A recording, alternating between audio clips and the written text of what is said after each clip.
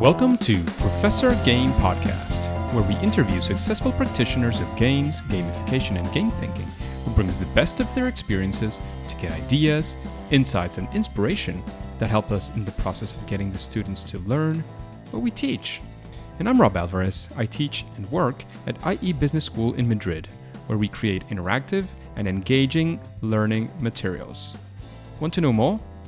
Go to professorgame.com/subscribe, start on our email list, and ask me anything.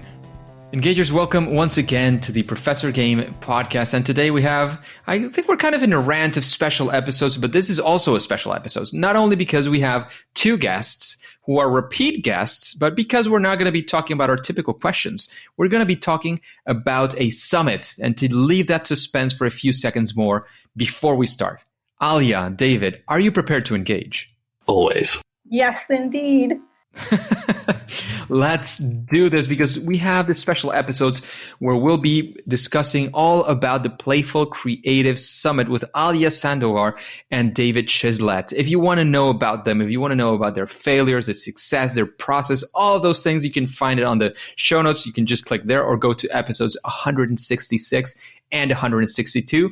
Of course, you can see their intros and all the interesting things that they've been doing. But today, the center stage is not about David and Alyea only. They'll be sharing the stage with the Playful Creative Summit. And the first question is, why even bother to do something like this? We were talking in the pre-interview chat, how much work it implies. And again, I'm not going to ask you if you're making money or not. That's not relevant. The whole effort of doing this is huge. And typically I would say it's not about the money. So why did you even bother to go and do something like this? What motivated you to dive deep in and put your feet into the mud in that sense? It's all Alyea's fault. It was her idea.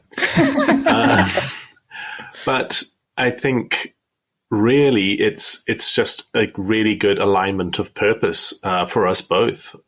For me in particular, I see creativity as a massively important tool for change in the world and for positive change. And by organizing something like the summit and being able to broadcast en masse messages from many playful and creative practitioners from all over the world about what they're doing, how they do it, and why they do it to inspire and inform as many other people as possible definitely is really good with my overarching purpose in my life. Nice. How about you, Alyea? Why did you convince David? Push him into the borders. Yes. Well, much like David, I think for me, it was also a bit of, in addition to what he said, it was also a bit of creating something new and unique in itself. It's a new creative endeavor. It's a bit like our little baby. And I love creating things. I love making things. I have a game design background. So the idea of putting something together that was unique was really important and really cool. And bringing our strengths together, because David has a strong background in creativity, having had experience in music and journalism. And then I had the background in games. So it just seemed like a really cool thing to try to bring together and see what could happen. So a bit of an experiment. And in terms of the concept itself, I really, as an academic, you know what it's like when we go to so many of these conferences and they're so expensive.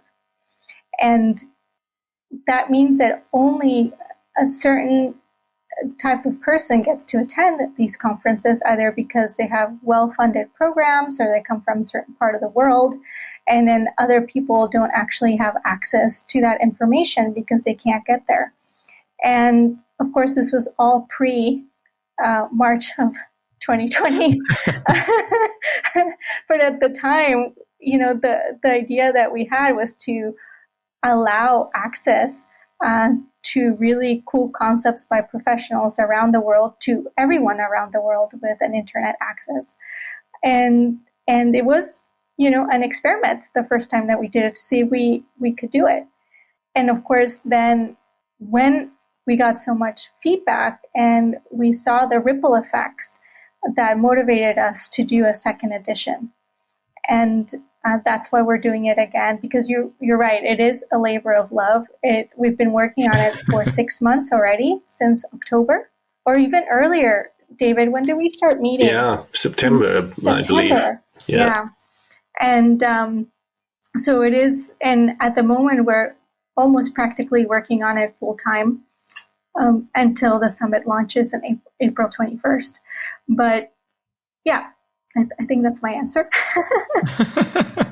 I want to say it's long-winded, but not really. I mean, it made a lot of sense to have all these things put together. So yeah, thank you for that answer. Thank you for all that inspiration. I always like to thank especially conference organizers, because again, as we were saying, it is definitely a labor of love. There is a lot of that. I mean, unless you are sort of an event organizer, a professional events organizer, this is typically something that is going to take a lot more work than the monetary rewards that you could get out of this, the extrinsic rewards. So here I would say the rewards and the motivations is a lot more intrinsic in that sense. So thank you very much for putting this together, for putting in that effort and achieving all the fantastic things that you're achieving. And now that we know why you're going to do it, I mean, I'm sure that there's people who have heard of it before, but there's many in the audience who have never heard of the Playful Creative Summit. So what is it all about? How does it work, this Playful Creative Summit? You mentioned something about it being accessible to many people. What else can you tell us about the conference, the summit, actually? Well, the main thing is that access to the main body of the content is completely free. So once you head on over to playfulcreativesummit.com and register, that's it. You have access to the content from the 21st till the 25th of April. What we also do is that we don't run a fixed timeline within the conference. So on the Wednesday, Thursday, and Friday of the summit, we publish new interviews on each of those days. But at the end of each day, the interviews don't disappear. They stay available. So if you only log in on Friday, you can still watch the material from Wednesday and Thursday. And because, even at the moment with working at home, people still will struggle possibly to access as much content as there is, we keep that open all the way up until the end of the Sunday. So you can binge watch your weekend away on the Playful Creative Summit. And we also have 50 speakers. And 50, course, 50 now. 50. Yes. Oh my goodness. Yes, we have 50 speakers from around the world. And we all of our recordings, or rather the speaking, is pre-recorded. So the main body of it is pre-recorded, and that's why people have the flexibility to catch whatever they want when they want. In addition to that, to try to make it a little bit easier, we have created 4 tracks. That way, if you wish to focus your energy or you want to learn something and you want to focus on a track, then you can. And such as, out of the box thinking, or perhaps you're interested in using creativity or playfulness to build a business. So you can choose a track, and that might help you in supporting you as a professional or as a consultant to get more playfulness and creativity in your work. Huh. So what are those tracks? What do the tracks look like? Oh, now you're asking complicated questions. There's 4 of them. This is like a test, a very difficult one. Can we remember all of our tracks off the top of our heads? So there's 4 tracks: tapping into your innate creativity, maintaining a creative or playful mindset, out of the box playful and creative solutions, and playful experiences. Mm-hmm. Yeah. Impressive. You did remember each and every one. Well, I have Google Documents open next to me. Quickly scrolling. In Spanish, there is this term that we use a lot in Latin America, which is the chuleta. That's when you have, the thing that you can read. If you're in a test where you have to memorize things, you don't. You have this little document, hidden document, because it's not legal to do this in tests, of course, where you read all those things. So you had your chuleta right there, right? Yeah. Yeah, exactly. Sounds fantastic. That sounds great. So those are the tracks. What kind of people are you targeting? Like, if you say, oh, who is the ideal person who would want to come to the Playful Creative Summit? Yeah, so for us, I think people who are looking to refresh their toolbox with some creative ideas or playful ideas. That could be business owners, consultants, trainers. And of course, we do get a healthy set of creatives on their own right because of who's speaking. And but I think who would most benefit from our summit are people who are not yet, or they don't think of themselves as creatives, or they don't think of themselves as playful people, but they are. They just maybe need a little nudge to show them how. Yeah, and as you've no doubt noticed, watching social media feeds, suddenly, of course, working from home, pandemic, and all of that, a lot more people are suddenly going, hang on, I actually do need creative solutions to just my everyday work. And not everybody has the confidence that they can actually do that. So, we really are aiming at the ordinary people in the world who just suddenly have a great need for ideas and inspiration and tools and tricks to help them just get on with what has now become normal life.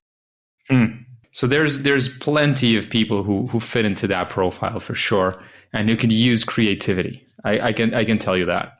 Yeah. One of the exercises I like to do with my students when talking about game design and gamification is, everybody can be creative. And I'm sure you have plenty of more stuff there and plenty more tools, because I'm not all, creativity is an important part of my life, but I'm not all about creativity. I don't sort of study it. I actually have a colleague I was talking to recently who is all about creativity. But it's one of those things that everybody has that potential. The question is where it is that you need it, right? Mm-hmm. Yeah, creativity is not a one-level phenomenon. It's perfectly normal to be a highly creative, high-detail accountant type person, just as much as it is to be the sort of stereotypical, eccentric, wildly creative artist. Both of those things are still creative at heart, but the skill set that is pushed through the capacity to be creative is what differs, and therefore what comes out the other end differs. But in essence, the thing, creativity, remains the same. Yeah, it definitely does. It definitely does. And we've talked about the audience and who would be sort of the ideal people who would come. And hopefully, I'm sure many of the engagers could be a central part of that audience. And it's free. So you're essentially not risking anything. Who are the people? I know 50 is a large number, so you don't have to refer and read through those 50 guests that you're having. But maybe a few highlights, maybe a few names, but what are the profiles that you're fitting into there? And what are the kinds of things that you want to make sure are, well, and you already made sure because you're already recording them. Like, what is that looking like? How's that configuration coming? Yeah, so, we have, of course, people with different backgrounds, right? So we have a few folks that come from games, from game design, or from gamification, and they're talking about different topics and from their own perspectives. We also have people who consider themselves as playful professionals, right? They consult companies on how to play. That's slightly different than games or gamification, but yes. It's just workshops or how to help people get out of their boxes and to just come up with creative solutions through play. And we also have like someone who's a doctor of Eastern medicine, who uses play as a way to empower people to learn about their bodies, as well as like an interfaith minister who also uses play to help people understand the concept of source or God. So it can be quite varied. I don't know, David, if you want to talk about some other folks who you're interviewing. Yeah. So we also have, professional creatives, filmmakers, storytelling experts, even authors, writers. and someone also from Colombia who is a musician and who uses play and music together in a professional context. So there's a really wide range of disciplines. Yeah, and ironically, I'm not sure if this was on purpose or not, but I think we have 4 Colombians speaking. I don't know if that's a personal, like, I don't know how that happened, but yeah, I think so. And we also, of course, have interaction designers. We have someone who works at Google. We have someone who works at Twitch, who's a software engineer who will be speaking. Of course, artists, as you said. A pirate. And, we've also got a pirate. A pirate. Yeah, indeed.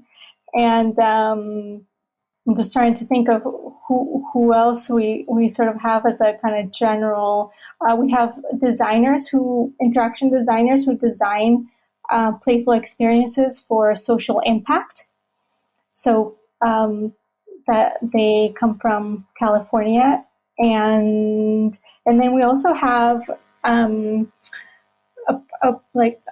someone who is a performance activist who uses play. She is someone who created something called the Global Play Brigade, and they use performance activism in play to get people engaged. So there's quite a variety there of folks with very diverse backgrounds. And of course, there's us, right? We are also speaking. So, yeah. Very interesting. Those are some very interesting highlights. But of course, if we want to find the list of the full list, we can, and we haven't mentioned the webpage yet. It might be a good time to mention where the webpage is, where we can find more about the Playful Creative Summit, and also, of course, where we can find the full list. Like, I'm looking for this person who will be speaking at the summit. Is he or she there? Well, where can we find that list as well? That's all on our homepage, which is very easy, playfulcreativesummit.com. There you go, engagers. Yeah, and you'll find all the speakers on the front page right away, as well as our sponsors. And this year, we're also having interactive workshops. So some of our speakers are sponsoring their time to create interactive activities for people who decide to also sponsor the summit. So it's an extra bonus for folks who an added bonus. Interesting. Yeah. And so and then of course we do have a schedule upcoming, but we're a bit creative and organic with the way we do our schedule. We're currently working on it, but we usually wait till we're done with all our interviews to finalize it and put it up. But you will get a chance to have a full schedule that tells you who's released when, right? Who's who? Who's who. And yeah, I think that's good. And we will have ways for you to contact the speaker. So, around the video of each speaker, we not only have their bio, but also contact links so you can connect with them. And as well as some speakers are giving something, are offering something to attendees. So they might be offering them a coupon for something, or they might be offering them a free session or something, or perhaps an ebook. So that will be linked around the videos also. Yeah. So interesting. So many things to dive into. It seems, I mean, if you think that 50 speakers and talks are not enough in a summit, I don't know what kind of summit you want to go to. I will be honestly surprised. Like, what do you want to do? You want to spend a whole month there? Like, what's your thing? Well, we've also got 6 live interactive sessions on top of that. 6? Wow, nice. Yeah, and we have 2 networking sessions, 2 play sessions, and then 2 workshops. Very, very interesting. So many possibilities. I'm guessing that those are the ones that are behind a paywall. Is that correct? Yes. Mm-hmm. Yeah, it makes sense. Yeah, those are for those who choose to sponsor the summit. But we do, because we are conscientious, people have different economic levels, and there are different ways in which we're offering those. So folks can, for example, choose to attend just the interactive workshops for one day. And if you do that, then that's 11 euros. Or maybe you want to just get them all, and then that's 25 euros to attend all of them. Yeah. But if you're super smart and you decide to sign up and become a co-sponsor before the 21st of April, you can also sign up for the All Access Playground Pass, which gives you access to all of the live interactive sessions, as well as access to the pre-recorded interviews after the summit is officially closed, right up until the 31st of March in 2022. And the early bird special for that is still running, and that's 57 euros for the whole lot. Huh. All right. So that's what it looks like if you want to sponsor. Of course, there are things that the creators of the summit, so Alyea and David, need to pay for. They need to pay the bills. So let's help them pay the bills if we can. I mean, it's not even expensive. Typically, you think of conferences, and they're usually, around the hundreds of euros. This is not even in the hundreds. It's no. 20s, the 30s, the 10s even of euros. So I think it is very, very reasonable to help out if you can. Again, if you can't, well, you can go to the free sessions. There's going to be 50. I've repeated this like 100 times, but it's crazy for me to think 50 sessions in something like this. But there are 50 sessions, so much value that I'm sure you can extract from that. And I know we've been through quite a few things about the conference, and there's many differentiators here. But would you say there is something that you haven't mentioned, that like what else or what actually makes the Playful Creative Summit different from other summits, conferences, and these types of gatherings? It's playful. I mean, seriously, it's. Have you looked at the homepage? We're not dry at all. We're big believers in walking the walk that we're talking. So we wear our hearts on our sleeves, and it's very much who and what we are. We have crazy photographs of us with various pieces of fruit doing all sorts of stupid stuff. We had a big interactive session with a whole bunch of our speakers last night, and I swear I have never seen so many lunatics in one room, digital room, all at one time. So there's a lot of really vibrant, playful, sparkling, creative energy going on. It's, summits, if you think of ordinary conventions, conferences, can be so dry. We're not at all. Yeah. And I also would say that most of the time when you attend summits or conferences, what you have is people giving a presentation. And our speakers, we're really having a conversation with them about a particular topic.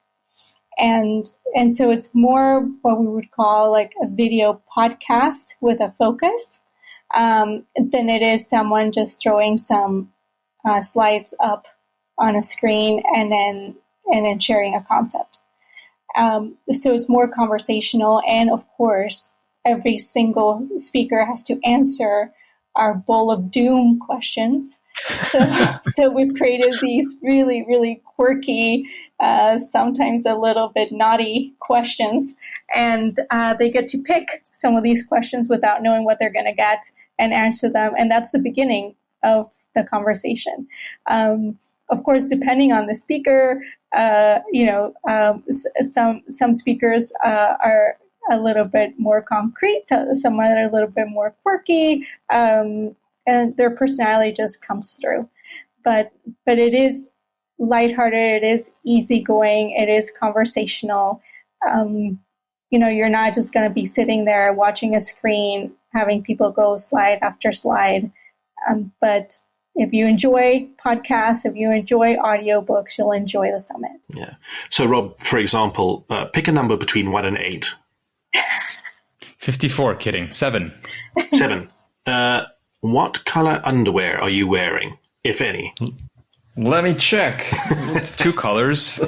So it has red wine and gray mix. Yeah. All right. So, that's just it's a quick example question of just, asking kinds of questions that speakers are totally not expecting, totally getting them to just go, all right. And then we dive into it. Interesting. So many different things going on and many different ways to keep people entertained and to grab attention, which is something that is definitely necessary every once in a while. And talking about grabbing attention, I mean, especially when these things, they can be a little bit of a grind, especially on the organizer side. Of course, there is a lot of work involved. I mean, I'm a podcaster and an interviewer at Essence. So the interview side is probably the fun side, but then you have to edit, you have to upload, there's so many things as well that you have to take care of. And I'm sure eventually you'll be sort of getting tired and you want to sort of get over that.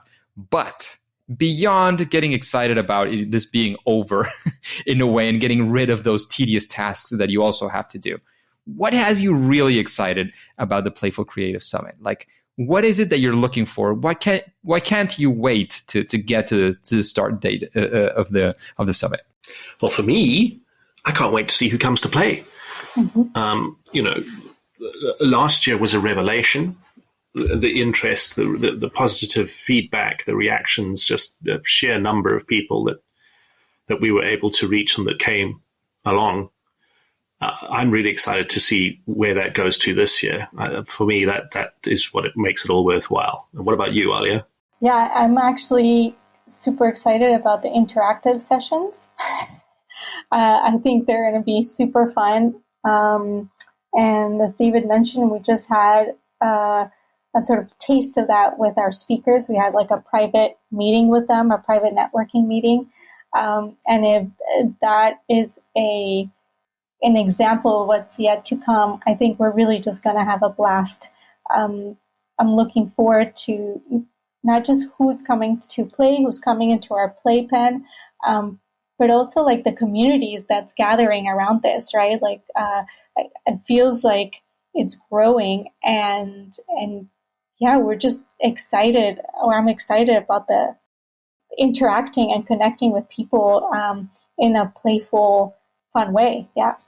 Absolutely. That is very exciting indeed. One of the things that I enjoy most about conferences and bringing it to online is always difficult, is all about those interactions, right? Like the networking, the level of connection that you get from these things is something that I very much look forward to having. In online, it's different. Face-to-face is different from online. So there's things to gain and to obtain in each of these mediums, and all the affordances, as designers say, right? That you can have on each medium. So what would you say, like, if people are there, well, actually, you mentioned it. You can talk to the speakers, you can find their interactions. Is there a way in which you can interact actually with other conference attendees besides, of course, if you decide to become a sponsor? Or is that one of the things you want? Like, people who sponsor are people who are into it, and that's the way to I mean, the live interactive sessions is probably the place where interaction can occur between the attendees themselves, all the attendees, and not just attendees and speakers. But we are also hosting a pre-summit live networking pop-up, which is exactly what it sounds like, to get people who are interested in the summit together to chat and to exchange interests and that sort of thing. But yeah, I think the crucial thing is that well, I mean, it's not really so much focused around the attendees being able to talk to each other, except really in the interactive ones. Alyea, am I missing something?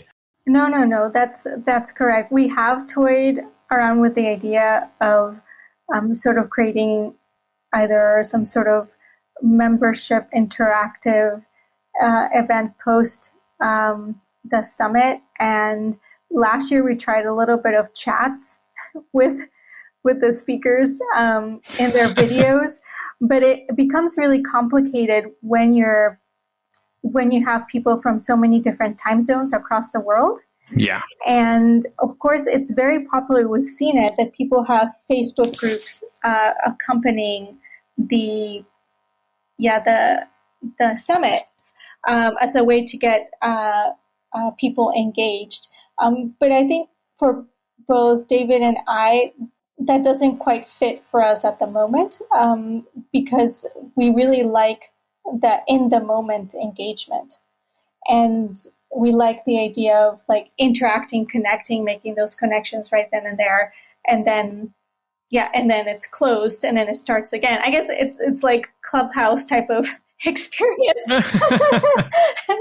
Yeah, because the also, I mean, to be very frank, for us, there's so much work, and it's the two of us, and we have a little help with a couple people, but it's just the two of us. So to launch a summit this big and also manage a social network at the same time, it's not possible for us at this time. So the interactivity is, it's a Clubhouse experience and the interactive sessions. And of course, before the pop-ups that we've been having, and the pre-summit pop-up on April 7th, that's when people can come and meet the speakers. It's for free also. You can connect with them, network, that kind of thing. Cool. Sounds very, very interesting. Is there anything that we have left off the table at this point before we give some closure to this discussion that you haven't mentioned? Of course, repeat us the webpage in case somebody didn't pay attention, playfulcreativesummit.com. You can say it again, of course. Is there anything that we have sort of left out that you want to mention before we take off? I think we kind of covered it. Alyea? Yeah, I think we covered it all, but I just say, come play with us. What you doing? Just, like come play, come enjoy. And I guess I'll close with an anecdote that last year my sister called me out of the blue, and she said that just from listening to one video, she was inspired to start her own business. So this is a kind of level of inspiration, playfulness, creativity, engagement, ideas that we just want to spread across the world. And if you're ready for something new and exciting, then come join us. Yeah. Let's do this. Let's do it. Let's take over the world. So thank you very much. Let's take over the world. Let's do this.